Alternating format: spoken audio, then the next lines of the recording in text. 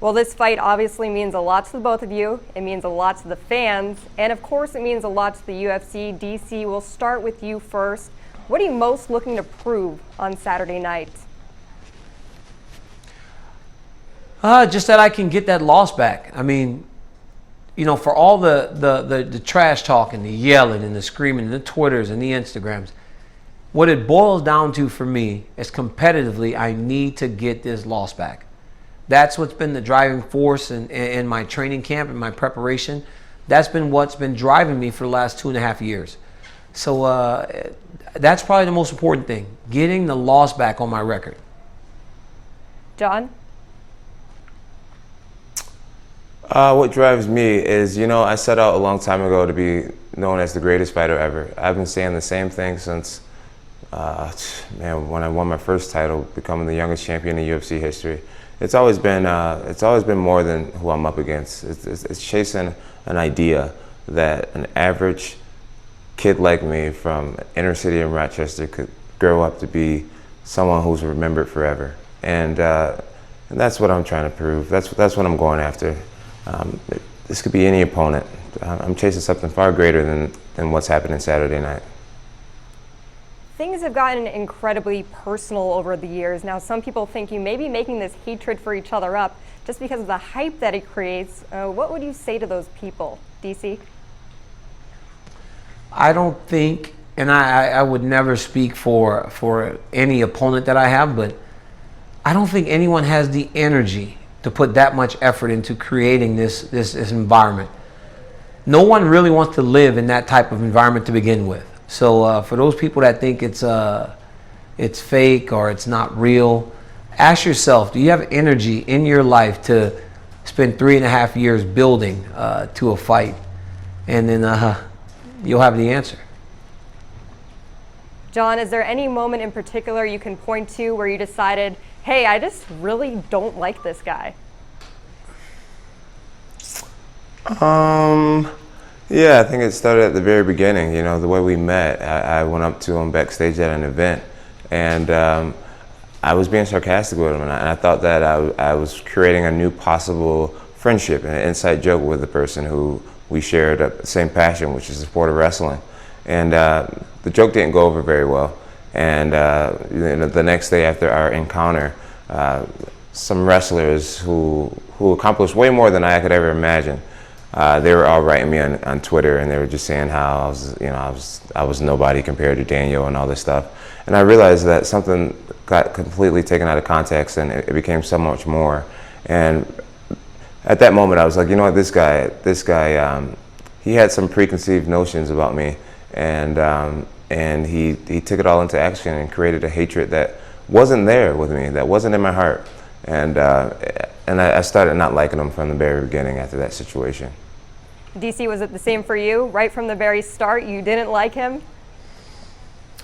I guess in that moment, I just didn't understand why that would be the way of sparking a conversation. I've never really done that. Like, so if there was a chance for a better foundation for our relationship, I don't feel like that would have been the best way to start it. And I don't know the exact moment, but I guess maybe when we got into that press conference fight, I never was truly the biggest fan of his, but it was never what it is now. I mean, even before the first press conference, I shook his hand in the back, introduced him to my now wife, and I think that although it was, you know, I had been calling him out, there was a bit of underlying dislike, but it was more competitive. And then after we got into a street fight, then yeah, I started to dislike him. So let's talk about how this has evolved over the years. Would you say that at this point, your hatred for each other is at an all-time high? You know, that's such a strong word, hatred. Okay, so I say dislike because if I steer clear of this young man for the rest of my life outside of the octagon, I will be fine. In person, we will never get along, but there are things in life that I know are bigger than any emotion I have towards him. So is the dislike as much as it's ever been? Yes, but hatred's a very, very strong word. Because then that means that I could never, ever put anything aside to be in his space when that's not 100% true. Okay, so do you one day seeing a friendship of No, sorts? no. I'm not saying that. I'm just saying that that's such a strong word, hatred. Now let's talk about this rivalry. Whether you like each other or not outside the octagon, it doesn't really matter because we're expecting one heck of a fight. Now, John, you said my life doesn't revolve around him the way his life revolves around me. Can you expand on that? Well, my life, it doesn't. I mean, it's funny that people like, I don't know if they don't understand, they don't get it. It's like, I beat this guy already, so why really would I have a problem? I don't have a problem. I have no problem. He's an opponent. I'm already starting to think about fighting Brock Lesnar next in a super fight. I mean, this is just my job. This is what I do. You know, it's like to this guy, you know, I put a big old mud spot on his record, and that was a reason to not like a person. So I don't need Daniel Cormier for anything. The only thing I need him to do is fight me on Saturday so I can get my belt back. DC, what do you think of that? Him saying he doesn't need you for anything? Well, I mean, you know, that's just John being John. You know, you take everything he kind of says with a grain of salt. I don't pay much attention to him, so he will say things that he feels in his head is the right thing to say at the time, and right now I think he feels that's the right thing to say. What didn't make sense about what I just said? Why would I hate you, Daniel? I beat you already. Does that make sense? Why would I hate you? I beat you already. What do I have to? I have nothing to prove to you. You just so happen to be the person who's holding on to my championship. Daddy's home to pick it up. What's your response to that, DC? Are you going to give it up that easily? You see me just staring into the camera? It's all, listen, I'm not dealing with he wants all that negative he wants. Like, he says stuff like he's in my head and all that. Like, he likes it. He likes to feel as though he can say things to get in my head. I said I'm in your head. It ain't happening. It ain't happening. He ain't getting no belt back. Congratulations on getting back into the octagon and getting your life in order, but he's not getting the belt back. Thanks, man. You haven't said that to me yet. Thank you.